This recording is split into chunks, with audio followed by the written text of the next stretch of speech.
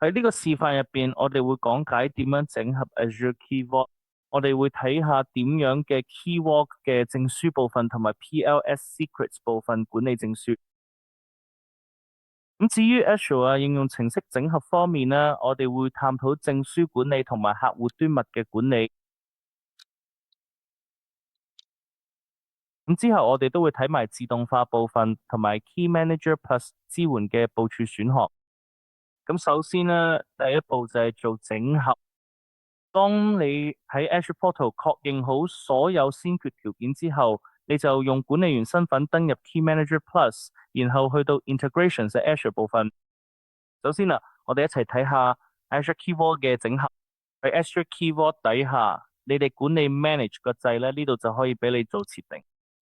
就係你喺 Azure Portal 度建立嘅認證資料，喺新增 Add 個掣之後，你可以自訂一個認證名稱，然後輸入訂閱 ID、目錄 ID、應用程式 ID，仲有你嘅 Azure 應用註冊度複製落嚟嘅 Key Secret。冇做好之後，如果你哋儲存 Save 個掣 Key Manager Plus 就會自動同步 Key Vault，並且喺 Key Vault 分頁底下顯示晒全部清單俾你哋。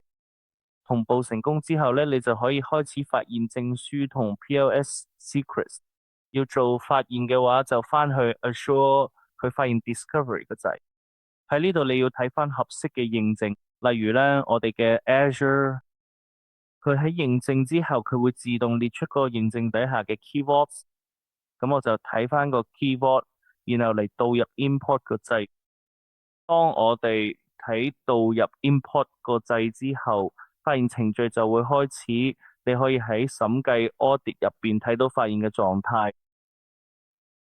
發現成功之後嘅 Azure Key Vault Certificate 部分，所有證書都會列出嚟。你會見到關於證書嘅詳細資料，例如 Common Name、證書名稱、建立同到期日期、有效期等等。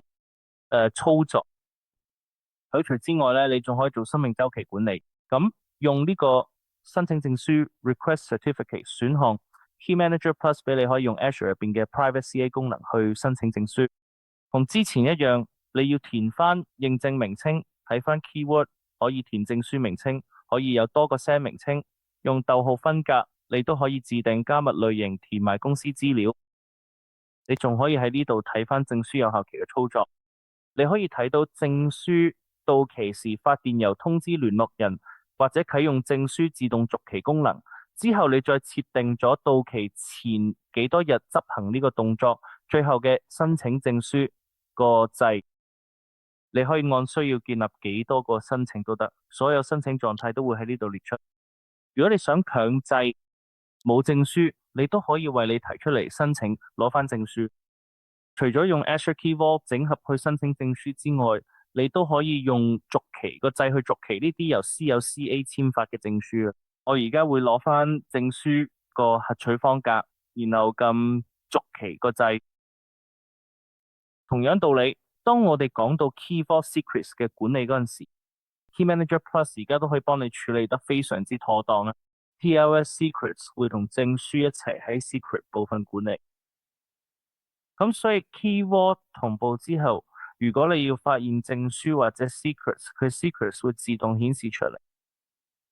咁你可以喺度睇到 Secret 嘅名稱、版本，仲有創建時間同埋到期詳情。你都可以諗查睇下呢個 Secret 對應嘅證書。除此之外，仲有生命週期管理，例如你可以喺 Key Manager Plus 度創建 Secret，咁你可以指定輸入認證資料、名稱、keyword 為邊個名稱去創建 Secret。咁如果你想瀏覽同匯入證書咧，你都可以隨時瀏覽同匯入嗰個特定 TLS Secret 嘅證書，仲可以指定啟用日期同到期日期。咁創建個掣，佢個 Secret 就會喺 Key Vault 度創建，而且佢都會喺 Key Manager Plus 度同步。而家如果你想更新一個已存在嘅 Secret，你只需要喺翻 Secrets 個核取方格，佢更新 Secret 個掣，佢哋就會叫你輸入啟用日期同到期日期嘅。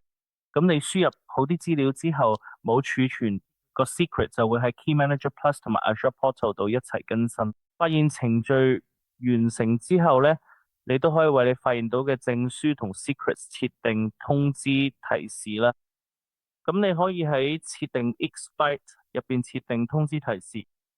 咁你會見到有一個叫做 Azure X-Byte 通知佢嘅部分，你可以設定要提前幾多日開始收到通知。呢個選項係可以自訂嘅。咁電郵通知下拉選單入邊，你可以用逗號分隔輸入兩個電郵地址，通知電郵就會發送去呢啲地址。根據重複執行嘅時間，Key Manager Plus 會掃描所有證書同 secrets 嘅清單，然後發出相關嘅通知電郵。而家我哋去到第二部分，就係 Azure 應用程式整合。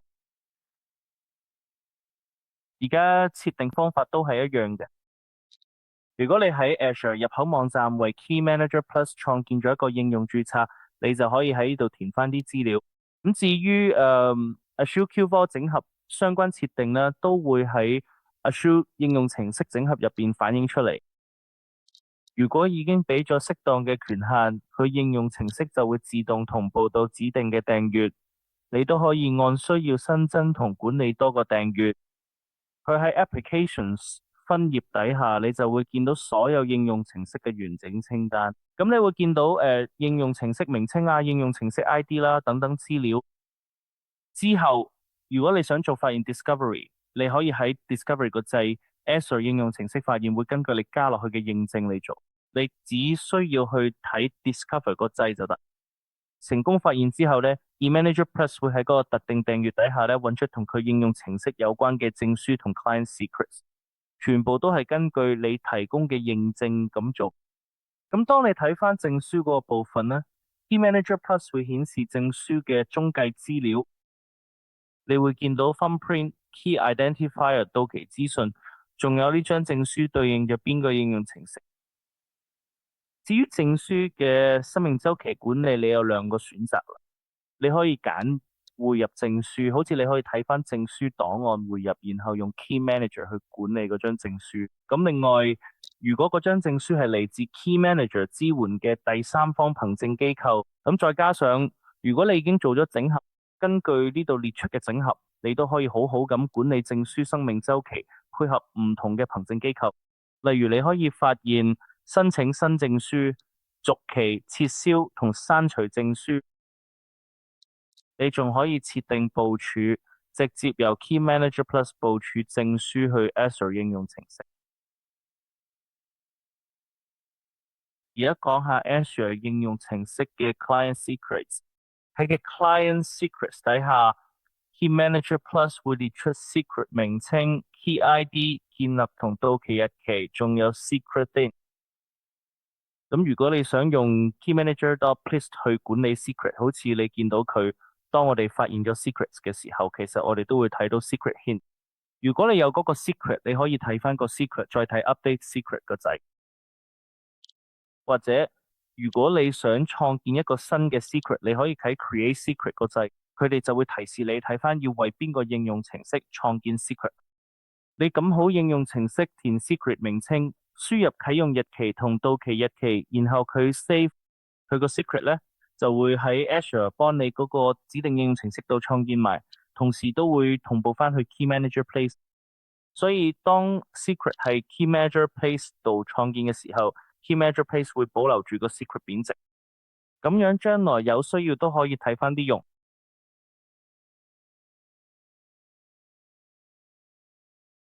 咁至於自動化方面啦，Key Manager Place 俾你可以設定自動輪換 Azure 應用程式 Client Secret 啦，呢個可以喺 Manage Automatic Renewal 底下設定。你可以喺度指定到期日同埋有效期同日數。你可以揀選需要自動續期嘅 Client Secret 清單，然後佢儲存掣。自動續期而家只係支援 Azure 應用程式Secret。咁至於證書部署方面啦，Key Manager Plus 支援對 Azure 進行部署操作，包括 Key Vault 同埋 Azure 應用程式。如果證書已經喺 Key Manager Plus 嘅證書庫入邊，你只需要喺選證書嘅核取方格，再喺部署掣就得。如果係 Azure 應用程式部署，你就冇 Azure 應用程式睇返要部署證書嘅應用程式名稱，然後佢部署掣。同樣地，如果係 Azure Key Vault，你就冇部署類型做 Azure Key Vault，系統會提示你睇返要用嘅認證同埋要部署證書嘅 Key Vault 名稱。咁樣就完成咗由發現到輪換同部署嘅整個生命週期。咁示範完成之後呢，我哋都一齊睇下雲端方案。